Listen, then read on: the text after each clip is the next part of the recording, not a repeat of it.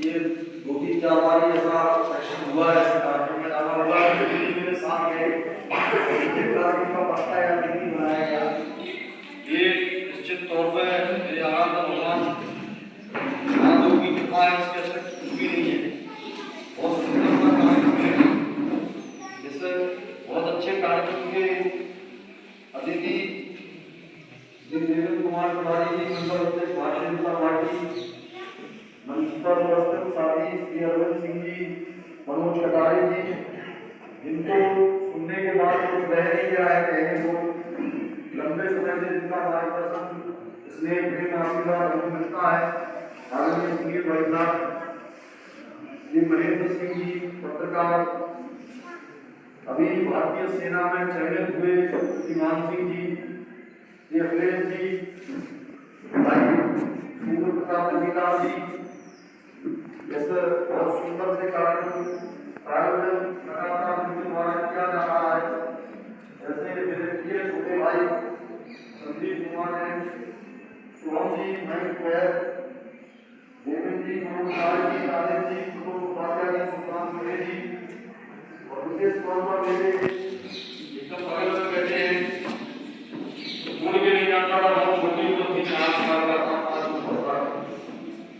आप सरकार में पहला स्टूडेंट भी, इन्होंने जिस साल टीचिंग शुरू की है, जो क्लास करने के बाद बड़ी वसूलता मैं कक्षा 5 में पढ़ता था, मुझे आज भी याद है, लाइट वाइट इतनी हाईटेक व्यवस्था उस समय नहीं थी। सुबह 4 बजे इनके पास जाता था पढ़ने, और एक ही बात कहते थे कि आप जैसे पढ़ाएंगे 3 बजे आओ, 4 बजे आओगे तब भी पढ़ाएंगे, 7 बजे आओगे तब भी पढ़ाएंगे, लेकिन पढ़ाएंगे 8 बजे तक। हमेशा से उनका मार्गदर्शन मुझे मिला। आप सब उपस्थित विद्यार्थी साथियों, छात्राओं की संख्या छात्रों से कहीं ज्यादा है इस कार्यक्रम में, और ये हर बार होता है। 2 साल पहले ये कार्यक्रम हुआ था और मैं लखनऊ में था, उस दिन लखनऊ में आया था, सबसे मेरी चर्चा हो रही थी रस्ते में। मैंने कहा एक किसी कवि ने लिखा था, बहुत ज्ञान की बात करने का मुझे मेरा है नहीं, इतना ज्ञान सारे लोग दे चुके, और आपकी उम्र अभी उतनी है भी नहीं कि आप मुझसे ज्यादा ज्ञान मैं दूंगा तो झेल पाऊंगा। मेरा आपसे इंटरेक्ट होने का मतलब केवल इतना है, संदीप जी यहाँ बैठे हैं, जैसे सबने भी बहुत अच्छी बात कही कि ये कार्यक्रम संदीप भी क्यों करते हैं और कोई क्यों नहीं कर सकता, ये भी नोटिस करने का विषय है। सीधी सी बात, स्पष्ट शब्दों में आपसे कहूं, एक किसी शायर ने लिखा कहीं, माना कि अंधेरा घना है लेकिन कहाँ लिखा है दीपक जलाना मना है। तो संदीप ने एक दीपक जलाने का प्रयास इस क्षेत्र में किया है। निश्चित तौर पर आबो हवा बनती है, समाज के अपने अपने चश्मे, अपने अपने दृष्टिकोण हैं, सब अभी बातचीत करते रहते हैं।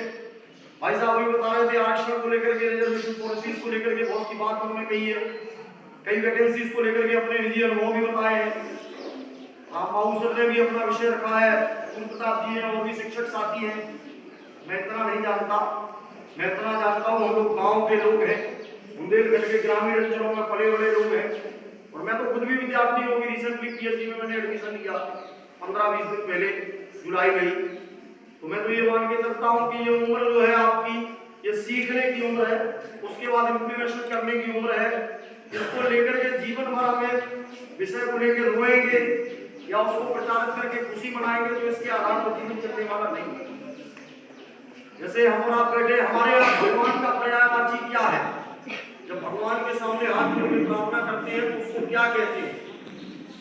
हमारे यहाँ कहते हैं दाता होगा, पालनहार हो, हे ईश्वर, हे मालिक। मालिक भी कहा गया भगवान को। कल रात को मैं ऐसे 12-12:30 बजे देख रहा था पर वीडियो, आजकल तो वायरल लोगों को देखने का बड़ा बुखार चढ़ा है नई पीढ़ी को। प्रसिद्धि भी 2 तरह की हो गई है, लोग वायरल आदमी को प्रसिद्ध समझने लगे हैं, तात्कालिक। मैं समझता हूँ ये कोविड के बाद जब हम लोग फ्री रहे, मोबाइल के अलावा कोई माध्यम नहीं था सर्वाइवल का, आभासी दुनिया के माध्यम ने एक दूसरे को बांध के रखा। मैं कल एक वीडियो देख रहा था, एक गाय की और शेर की कहानी है, बहुत संक्षिप्त में 1 सेकंड में बताऊंगा। शेर गाय के पीछे जंगल में भागता है अपना शिकार करने के लिए, क्योंकि उसको भूख लगी है। गाय भी अपना जीवन बचाने के लिए मरता क्या नहीं करता की स्थिति में बहुत तेज भागती है। आगे जाके जंगल में ही नाला है, दलदल है, दोनों उस दलदल में फंस जाते हैं। तो गाय हंसने लगती है और शेर के चेहरे पर तनाव आता है, स्ट्रेस आता है। शेर सोचता है मनी मन, ये भगवान अब क्या होगा, कहीं मैं भूखों ना मर जाऊं।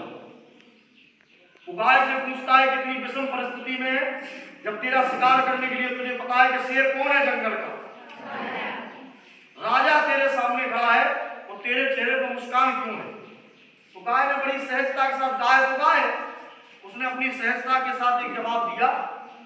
उसने कहा, शेर तेरा कोई मालिक नहीं है, लेकिन मेरा मालिक है। शाम को जब मैं अपने घर नहीं पहुंचूंगी, अपने खूंटे पर नहीं पहुंचूंगी, तो मुझे ढूंढता हुआ वो यहाँ आएगा और मुझे बचा के ले जाएगा। ये अंतर है शेर और गाय का। शेर का कोई मालिक नहीं है, विषम परिस्थिति में उसको कोई बचाने वाला नहीं है। लोग डरते हैं, मार देगा, शिकार कर देगा, हत्या कर देगा, लेकिन आपका मालिक अगर कोई है, आपका मालिक कौन है? हमें पैदा होने से लेकर अंत तक एक बात सिखाई गई है, ये नहीं देख रहे, वो नहीं देख रहे, कोई नहीं देख रहा है, तो कौन देख रहा है? भगवान देख रहा है। मतलब बड़ा वैज्ञानिक धर्म है आपका, उसको नहीं भूल सकते आप। बहुत जरूरी नहीं है कि 98% आएंगे तभी आप इंजीनियर बनोगे। अब तो प्राइवेटाइजेशन है, सारी व्यवस्थाएं है। हमारे समय में, सुनील जी वैसा के समय, रामबाबू समय के कितने कॉलेज हुआ करते थे उत्तर प्रदेश में? 20 इंजीनियरिंग कॉलेज थे। अब हर जिले में 20 इंजीनियरिंग कॉलेज है, बड़े बड़े जिलों में। मैं जाके देखता हूँ पूरे उत्तर प्रदेश को बड़े करीब से देखा है। कोई भी जिला ऐसा नहीं हुआ जहां मैं खुद नहीं गया हूँ, शायद कोई बच गया हो तो अभी देखेंगे, सूची में कुछ आएंगे। अब तो बड़े बड़े छोटे कस्बों में, अंचलों में, मेहरौनी में ही 5 डिग्री कॉलेज बने हुए। पहले 1 डिग्री कॉलेज होता था, ललितपुर में 2 डिग्री कॉलेज होते थे, पूरे जिले में मिला के 3 ही 4 थे।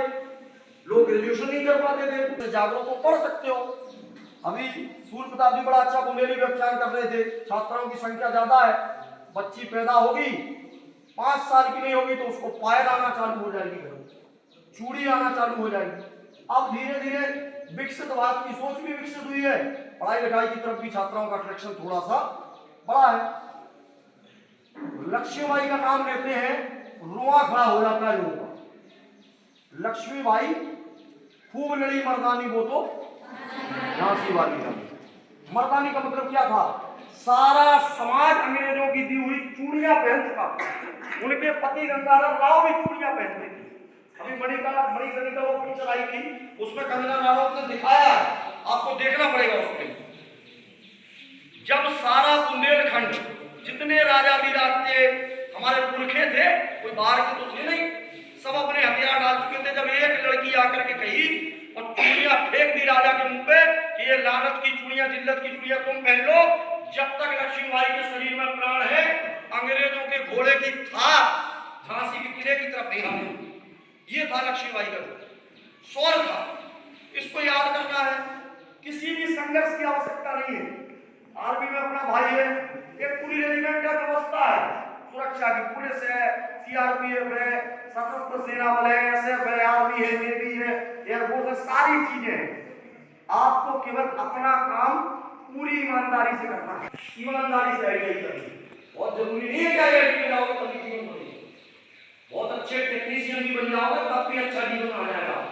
बहुत अच्छे मास्टर, अभी चर्चा हो रही थी शिक्षक दिवस में, बड़े मंच से कहता हूँ, सर्व के साथ कहता हूँ, एक इंजीनियर खराब बन जाए 10 को खराब बना देगा पूरे जीवन में। 100-200 लोग जल्दी है महाराज के पास से, इससे ज्यादा कुछ नहीं होगा। एक डॉक्टर खराब बन जाएगा, 10-20-50 लोगों को उल्टे सीधे इंजेक्शन लगाएगा, टैबलेट देगा, जल्दी मर जाएगा। लेकिन एक शिक्षक अगर खराब पैदा हो गया, एक शिक्षक भी गलती से खराब बन गया, इस व्यवस्था में शैक्षिक कई पीढ़ियों को बर्बाद कर देगा और तय कर देगा इस गांव को आगे बढ़ना है पीछे जाना। इसलिए शिक्षा के मानक तय करने के लिए विद्यार्थी परिषद लड़ाई करती है। मैं भी लंबे समय काम किया। आप ये बात बताओ, शेर कौन है जंगल का? वो राजा क्यों है? उससे तो बड़ा शरीर हाथी का है, गेंडा उससे ज्यादा ताकतवर है, साइंस कहती है। शेर जंगल का राजा क्यों है? अभी सर बता रहे थे कि सारा विषय मानसिकता का आ रहा है। मानसिकता से भी कुछ होने वाला नहीं है। मैं सोच लूं कि मैं तो साइंटिस्ट हूं, तो मानसिकता बनाने से साइंटिस्ट हो जाऊंगा क्या? नहीं हो पाऊंगा। शोध करना पड़ेगा, पढ़ना पड़ेगा, शोध करनी पड़ेगी। जंगल का राजा शेर इसलिए अपनी शक्ति को समायोजित करने की क्षमता है, ताकत है, इसलिए वो शेर है। अकेला रहता है। आजकल तो शेर को लेके वो टीचर है कहीं उनकी आंखों में से आग निकलती है, वो वीडियो देख रहे होंगे आप, तो वायरल लोग चला रहे। तो 10 मिनट में हमारे स्टूडेंट का ब्रेन वॉश कर देंगे। 10 मिनट में बता देंगे आपकी 60% है, लेकिन आप मनोज कुमार शर्मा आईपीएस बनेंगे, अगली परीक्षा आप नहीं बनेंगे। मैं स्टैम्प पर लिख दूंगा 60% में नहीं बनूंगा। ये देश की व्यवस्था है।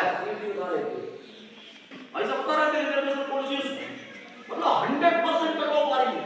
कहां 60% वाले को पाएंगे भाई? यूपीएससी संभव ही नहीं है। किताबी दुनिया अलग है, काल्पनिक दुनिया अलग है और फिल्मी दुनिया अलग है, और वास्तविक दुनिया अलग है। वास्तविक दुनिया आपके निजी अनुभव के आधार पर है और आपका के लिए सामर्थ्य नहीं। आप 25-50 रुपया के ऊपर स्टूडेंट बैठे हैं। आप आज ये सीट लेते समय याद करिएगा कि सुबह 4 बजे जब आप उठती थी तो आपको चाय बना के दो देता था 20 जब कोहरा होता था। आपके साथ आपकी माँ ने, आपके पिता ने, आपके भाई ने, आपके पूरे परिवार ने, तब आप बहुत कर पाएंगे। 1000 में से एक स्टूडेंट होता है, बड़ी किस्म परिस्थितियों में जाता है, जीत के आता है, गोल्ड मेडल ले जाता है, यूनिवर्सिटी टॉप कर जाता है, उसका उदाहरण देते हैं किताबों में। लेकिन 999 विद्यार्थी ऐसे भी होते हैं जिनके साथ सामूहिकता का संघर्ष उनका परिवार करता है। उनके पिताजी को क्या है, वो तो डॉक्टर है, किसी विद्यार्थी के पिताजी इंजीनियर होंगे, किसी के सेक्रेटरी होंगे, 20-22% कमीशन आता होगा हर पंचायत से। व्यवस्था है भाई, उसको स्वीकार करने में क्या दिक्कत है? वो तो सोए हमारा बच्चा तो स्कूल जाना हो जाएगा, हमें कौन सा हमारे पिताजी ले जाते हैं। बहुत बहुत शुभकामनाएं और सुंदर से कार्यक्रम को सजाने के लिए पूरे आयोजक मंडल को बहुत बहुत बधाई, शुभकामनाएं और मुझे यहाँ बुलाने के लिए सबको बहुत बहुत आभार, बहुत बहुत